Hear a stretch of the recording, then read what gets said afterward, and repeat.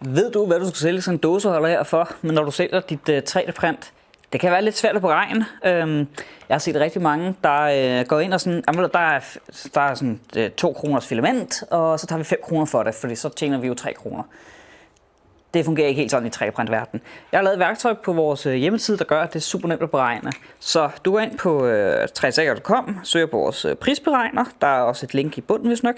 Så går du ind og så vælger dit materiale. Det her, den er printet i PETG, og det er fra Anycubic af. Og så får vi simpelthen en pris, den hedder 179 kroner kiloet. Vi har brugt cirka 20 gram, så går vi det ind. Printtiden, det tog cirka 2 timer. Sådan der. Mærke, det er din printer, det er vigtigt at vide det her. Den er printet på en Anycubic Cobra 3, den gamle model der her.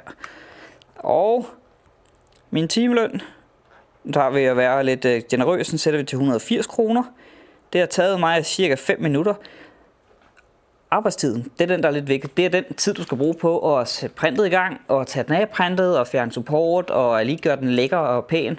Det skal du huske at lægge med i.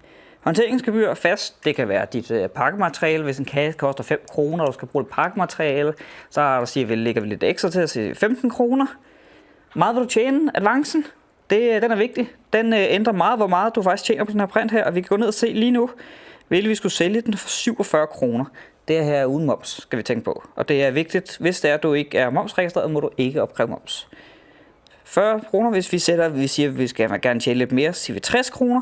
Så skal vi selv sælge den her for, runder vi lidt op, 55 kroner.